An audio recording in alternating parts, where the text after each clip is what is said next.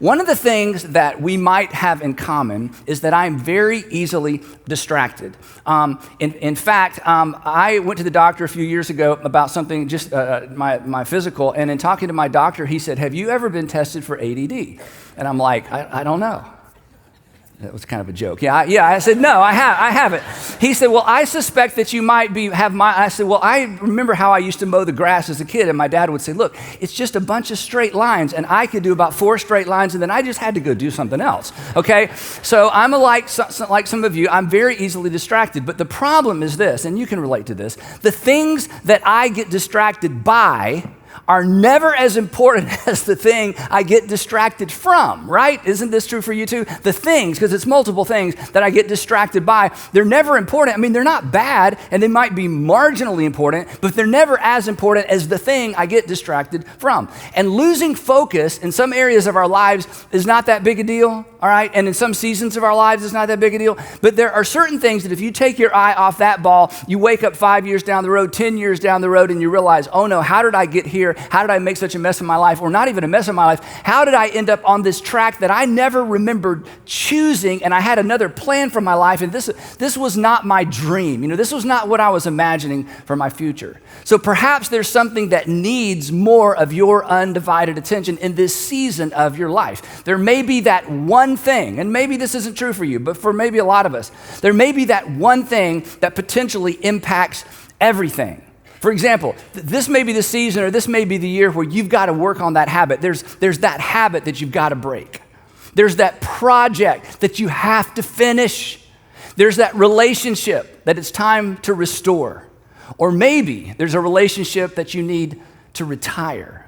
Or maybe there's a debt that you need to pay off. Or perhaps, and some of you are going to really be upset for me bringing this up, maybe there's a degree that you finally need to complete. I don't know what it is for you. But there's something that needs a little bit more of your undivided attention, and you've gotten distracted because life is distracting, and all of us understand that. And here's the thing. I don't want what's urgent, because every single day there's urgent stuff, right? I don't want what's urgent to distract you from what's most important for you and maybe most important for your family, or as we're going to see, what's most important for you in this particular season. So if there's something that you need to get to the finish line, this is going to help.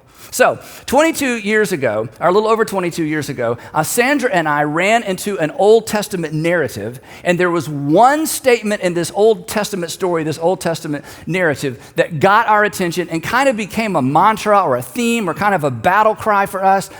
It got us through the early parenting years. It got us through the busyness of ministry, the busyness of starting an organization, the busyness of church life, and just the busyness of life.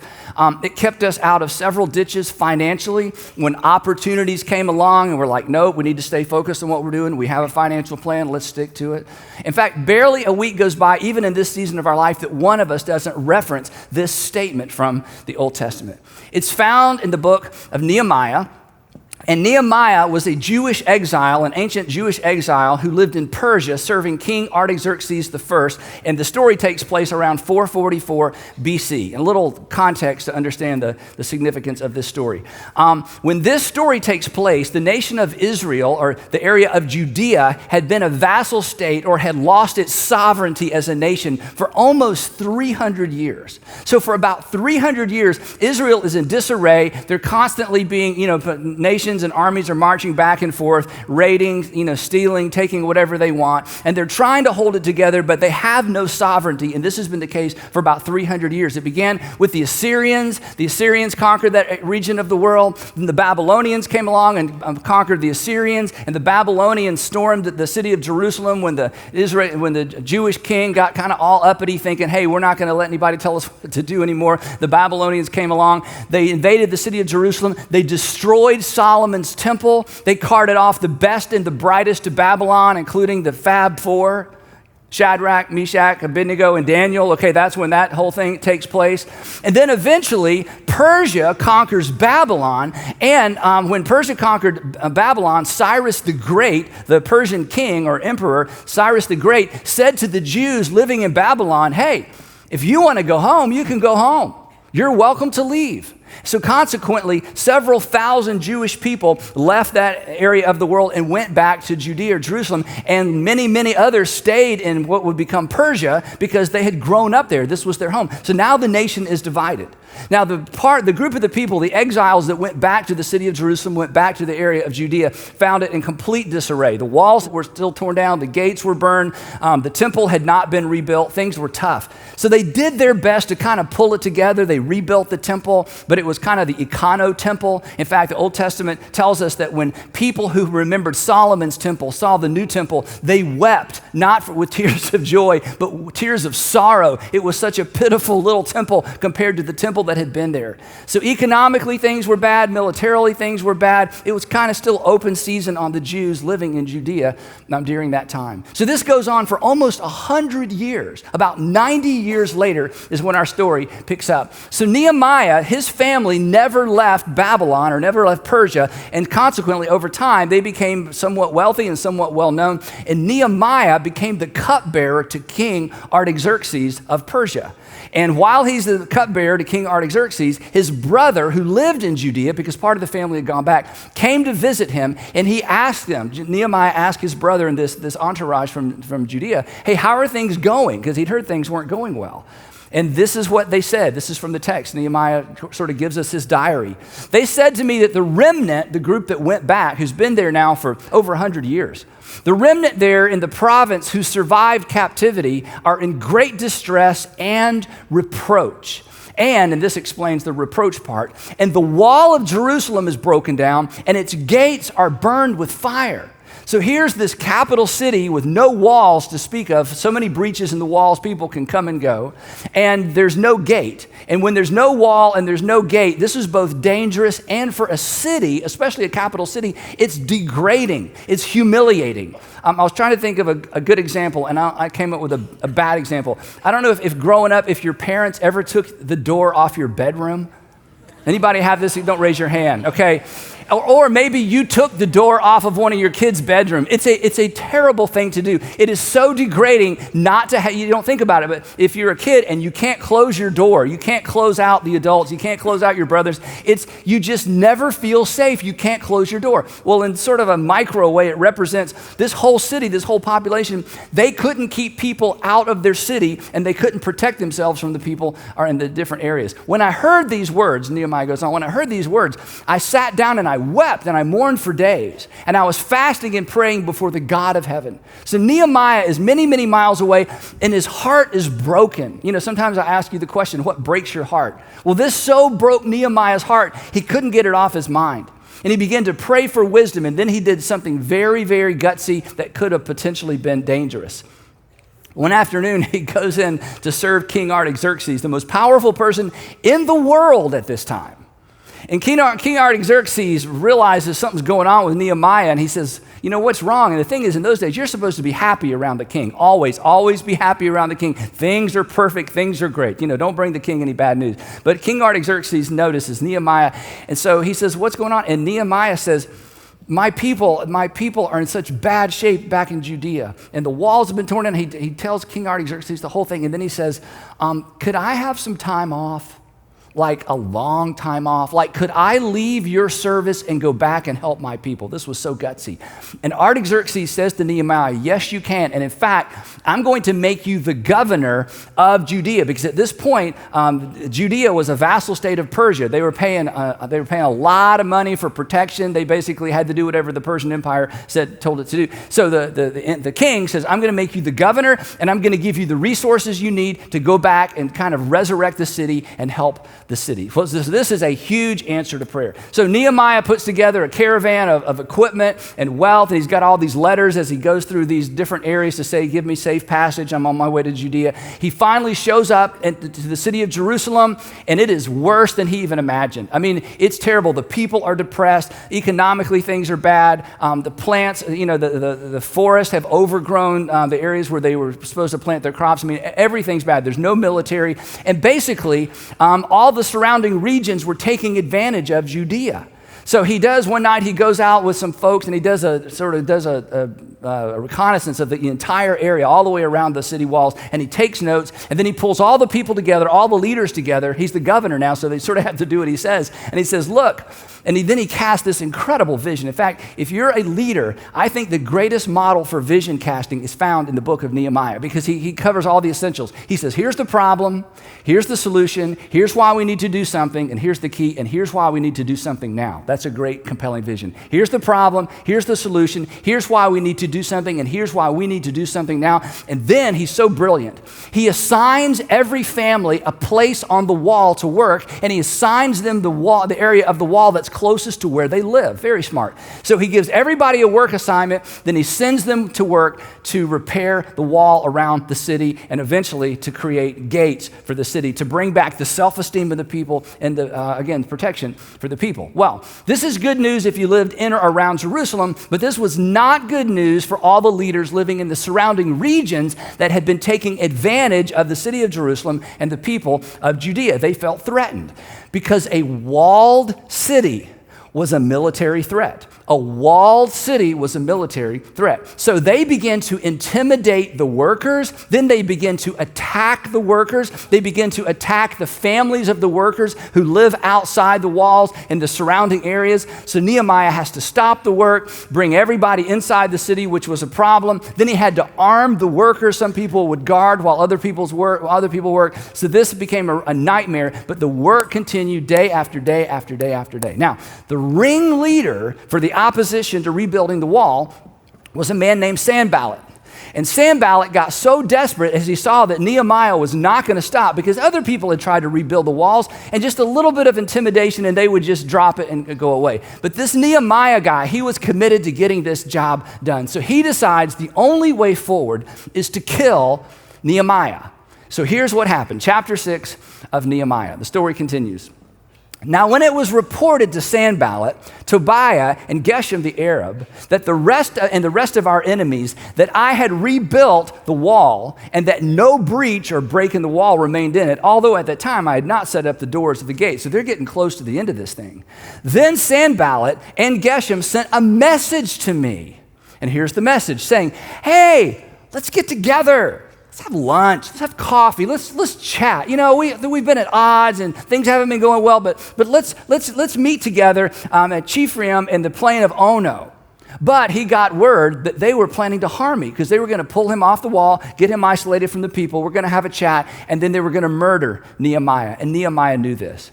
So I sent messengers to them saying, and what follows is this statement that as I was studying through the book of Nehemiah, and Sandra and I were talking about it together, we ran across this statement. This next sentence, the message that Nehemiah sends back to his enemies has been, it's on our walls. We've printed it. We've had, people have given it to us, printed or painted, because they know it's such a big deal to us. We've quoted this 1,000 times. And here's when we quote it. Whenever we have been tempted, and every family, every couple, every individual is tempted at some point. Whenever we have been tempted to opt for immediate over ultimate, or want now over value most, or opt for optional over what is essential. When I was tempted, many, many times, like we all are, to work late and to miss dinner, to work late and to miss times with our kids, those strategic times, to veer away from, I've taught you when it comes to money, it's give, save, live, give, save, live. You give first, you save second, you live on the rest. You give first, you save second, to live on the rest. And many, many times we have been tempted to abandon that because needs come along, wants come along. It's a difficult season financially. And anytime we have been tempted to abandon, give, save, live, this is the statement that brings us back to center. It's like true north. On one occasion, we just moved into a rental house, and we had 3 little kids, they were all walking by this time, and I had a very time-consuming hobby. And by the way, I'm not knocking hobbies. I'm not even knocking time-consuming hobbies. I'm just telling you my story. My time-consuming hobby was I had a music studio. It was not a side hustle. There was no money involved. It was purely fun and enjoyable for me. So we just moved into this rental house. I'm in the basement of the rental house, opening up my boxes, about to set up my little music studio, and I'm hearing all the little pitter-patter of footsteps running around upstairs, and I'm feeling that tension of here's something I enjoy, Here's something that's, replenishing. Here's something that's kind of a part of me. And upstairs is my priority. And for me, it was this idea that I'm going to share with you. It was this statement that forced me, or didn't force me, it caused me to just stop. I packed everything back up, and I sold or gave away all of my music studio stuff. And you know what? I've never missed it. I've never looked back. Sometimes people who knew I did a lot of music in the past say, do you ever miss it? I'm like, no, that was for a season. And when that season ended, I kind of knew it. And it just wasn't time. It just wasn't the season for me to give that much of myself in terms of time and emotion to a hobby, because I had 3 little kids running around upstairs and a wonderful wife who was doing her best to be a great mother. So I packed it all up and gave it away. I also gave away my golf clubs. Just kidding. I didn't. I've never owned golf clubs. Okay, anyway, so a little meddling there. Okay, so the story goes on. So Nehemiah says, I sent messengers to them saying, now one more caveat before I give you the statement, this is important. When Nehemiah assigned people to work on the wall, he gave himself an assignment. He's a great leader. In fact, the book of Nehemiah is a great lesson in all kinds of leadership. He decided, I'm not going to ask these people to do something I'm not willing to do myself. And even though I'm the governor, he got out there and he worked on the walls. So when the messenger from Sanballat showed up to say, hey, we want to have a meeting, he's actually literally physically up on the walls, or right where the wall connects to the gate, working on the gate. And so the messenger looks up and says, hey, Sanballat and Tobiah and Geshem the Arab, they want to have a meeting with you. And so he shouts down, he says, send a message, write this down and take this message back to Sanballat. Are you ready? He says, I'm ready. Here's the message. I am doing a great work and I cannot come down. I like for all of us to say this out loud together, even if you're watching alone at home. Ready? All together. I am doing a great work and I cannot come down. Now, real quick, I want you to think for just a minute about what is most important to you right now in your life. What is most important? It may be a who or it may be a what. What is most important to you right now? And with that in mind, I want us to say this again. Ready? I am doing a great work and I cannot come down. Now, I want you to think about your biggest distraction from the thing that's most important to you. And I want us to say it one more time. You ready? I am doing a great work and I cannot come down. And then Nehemiah says the most interesting thing, and there's so much application as it relates to all of us. Here's what he says. He asks them a question. And this is a question I think you should contextualize for your life as I've contextualized it to mine. The question is this: why? Why should the work stop while I leave it and come down? Literally, physically, the optics of this are amazing. He's looking down. Why should I stop what I'm doing up here and come down to you? I'm up here doing what's most important, that makes the most difference to the people who are most important to me. Why would I lower myself to do something or lower myself for something of less importance? And that's a great question. Why would you do that? Why would I do that? We know what's most important. We know what's urgent, but we know what's important. We know what needs to change. We know what needs to get better. We know what in our hearts God wants us to do in our personal lives, our family lives, our dating lives, our academic lives, whatever it might be. We kind of know. And it's so easy to get distracted. And I promise you, I'm as easily distracted as anybody. But why would I come down from what's most important to me? And maybe in your case, you feel like it's something God wants you to do. Why would you step down, like in Nehemiah's case, from what you know God wants you to do something less than that? So they write down Nehemiah's answer. They go back and they tell Sanballat, well, he said, I'm not coming to the meeting. Well, they are committed to getting him off that wall. So they send messengers back with the same request, trying to wear him down. In fact, here's what the text says. They sent messages to me 4 times in this manner. Hey, what about next weekend? Or what about the weekend after that? Hey, what about 2 Thursdays from now? Hey, Nehemiah, just find an opening on your calendar, and when you have time, just let us know. We're flexible. But this was not a scheduling conflict, and this is so important for somebody here today or listening today. This was not a scheduling conflict because this was not about schedule. It was a priority conflict. There is always time to put the wrong thing on your calendar. We can always find time to squeeze that thing in that takes away from or subtracts from what's most important to us. But Nehemiah was so smart. This was not about trying to find room on the calendar. This was all about priority. And Nehemiah had pre-decided what was most important. He didn't check his calendar. He didn't need to, because he had already decided what was most important. And why would I come down from what's most important and what's most important to the people who are most important to me in order to do something that has nothing to do with what I feel God has called me to do? They sent the messengers to text this to him 4 times in this manner, and he answered them. Look at this. And I answered them the same way. And what was his answer? All together.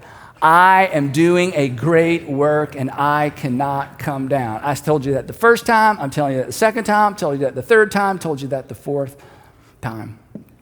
Now, when our children were super young, and this kind of shifted, and again, I'm not trying to turn this into a parenting thing. This is just when this principle really got gritty for us and difficult for us, and where it made so much difference for us.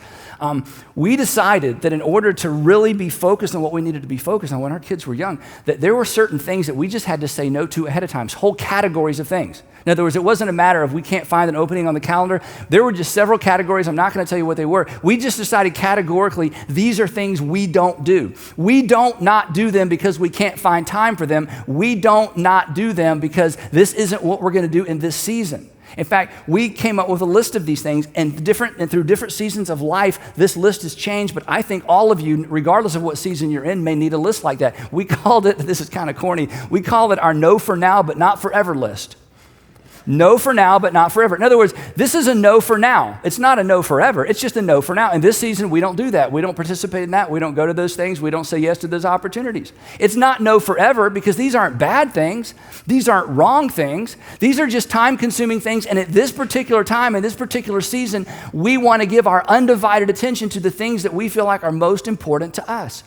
And it could be that you need a no for now, but not forever list. And the reason this is important is because there are so many invitations and so many opportunities, and they're all mostly good. And this isn't good versus bad. This is wise versus unwise. And this isn't throughout your life. This is during a season of your life. If you are a student, you need a no for now, but not forever list. If you are a newlywed, you need a no for now, but not forever list. If you're young married, if you're married, raising little kids, and then when you start raising high school kids, the list changes.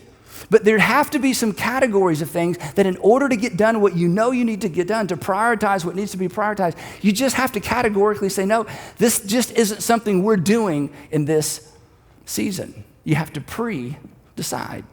And think about it within the context of Nehemiah's story. If he had said yes to this invitation, they would have killed him. And even though the results aren't as extreme with you or with me, there is a parallel.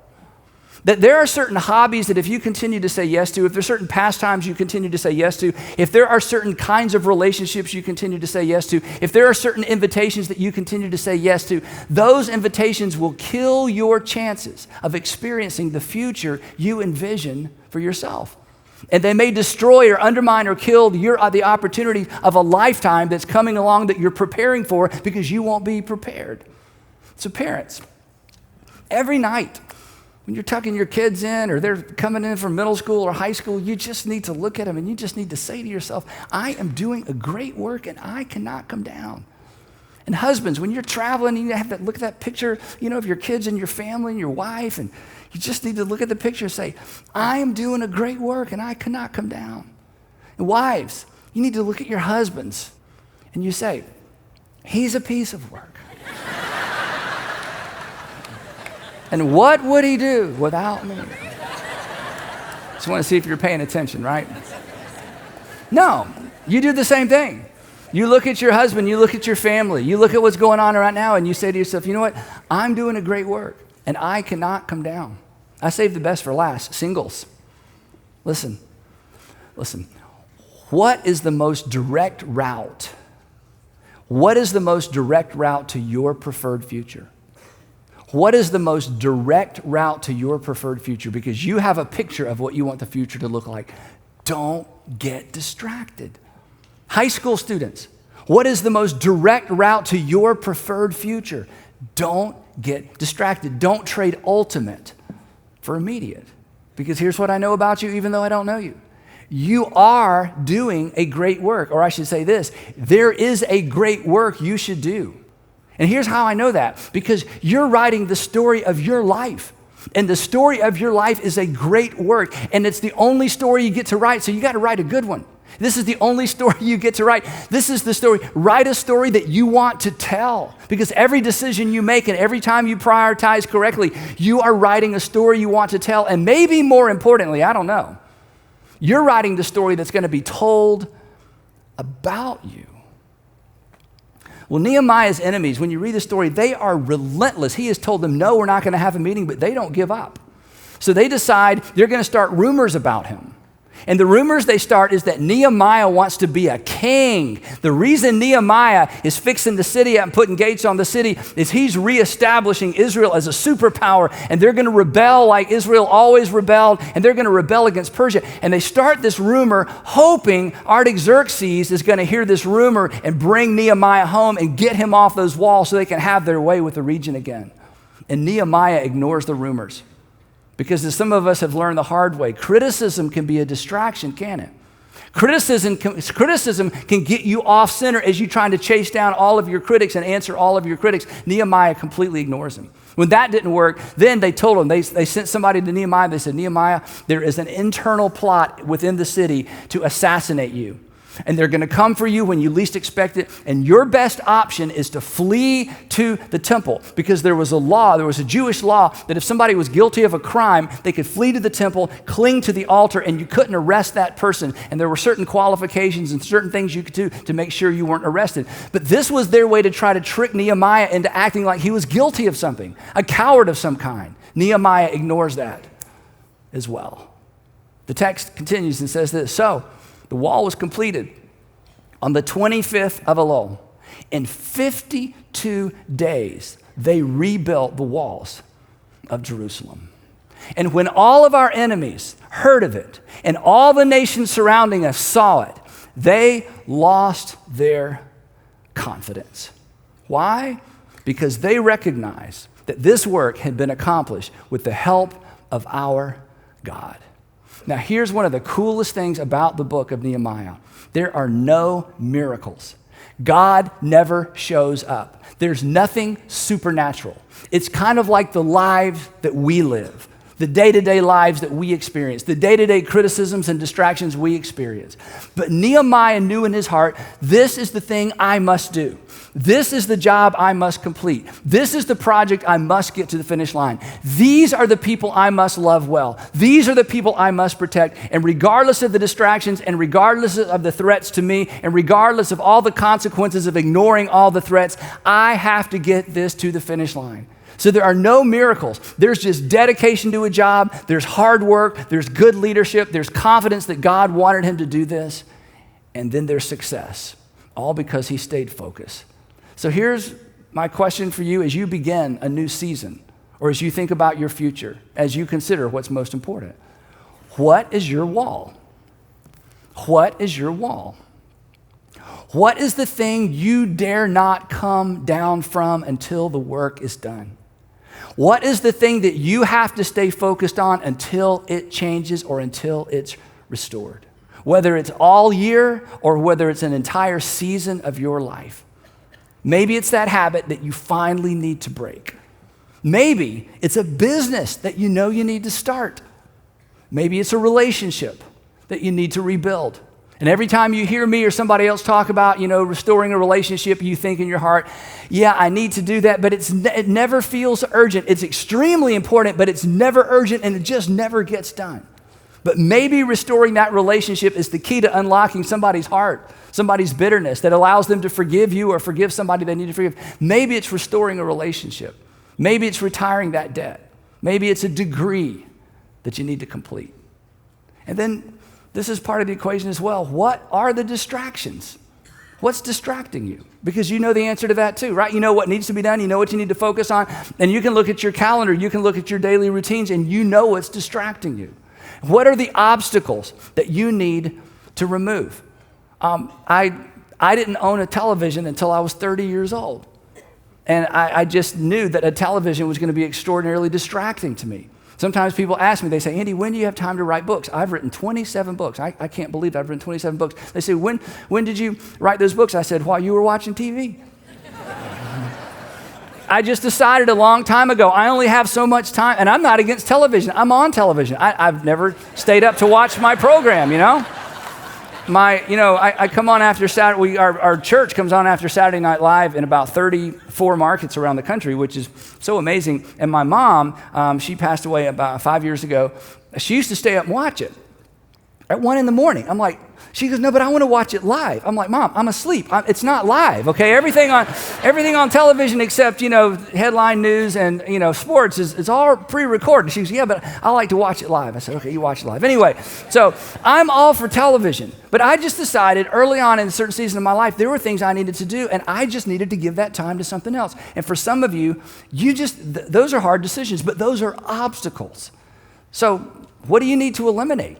I mean, there are obstacles, and then there's just some things, just some categories that I'm telling you, no for now, but not forever. No for now, but not forever. No during this season, and then in another season of my life, I'll pick it up. And then here's a difficult question, but I have to ask it. Who do you need to eliminate? And let me be clear, not literally, okay? Yes. These are the kinds of statements people take a picture of and put on the internet, and there goes my reputation. Who do you need to eliminate off your schedule or out of your life? In other words, let me ask it a different way. This is important. Who is keeping you? Who is keeping you from becoming who or what you want to be? They're just not a good influence on you. And let's be honest, you're not all that good of an influence on them either. They may hear or listen to this message. They may be listening now, and they're thinking about you just like you're thinking about them, okay? So this isn't about some people are worse than other people, but at this season of your life, they're just not helping you get there. In fact, in this season of your life, they're an obstacle. And let me say something to all of our high school juniors and seniors and all the college students that are listening. Your parents have an insight and have an intuition about your friends that you lack. And you don't lack it because you're not smart. You lack it because you're in your teens or your 20s. And when somebody you respect, and when somebody who loves you, and when somebody who has no other agenda but your future says to you, I think this person is a distraction. I think this person is going to undermine. I think this person has more negative impact on you than you have positive impact on them. You need to listen to that person. Because you're at a critical season of your life. You're making decisions that will determine essentially where you end up. Because direction, remember this, direction, not intention. Everybody has good intentions. Direction, not intention, determines your destination. And your friends, you know this, we've taught you this. Your friends determine the direction and the quality of your life. So there may be someone just during this season that you need to back off from, because they're not going to help you get to where you ultimately want to be. You have a great work to do. I know you do. Because you have a story to write. And I know you want to write a good one. And you're writing it every single day, decision by decision by decision. So one more time, all together. Ready? I'm doing a great work and I cannot come down. And this time I want you to say it like you mean it. Ready? I am doing a great work and I cannot come down. You are doing a great work. You dare not get distracted. And for most of you, not all of you, but for most of you, somebody else is depending on you to stay focused on your great work. So there are many things you will do this year. And there are many things you can do this year. But what is the one thing you must do this year? What is your wall? And are you willing to stay on it until the task is complete? You are doing a great work, so don't come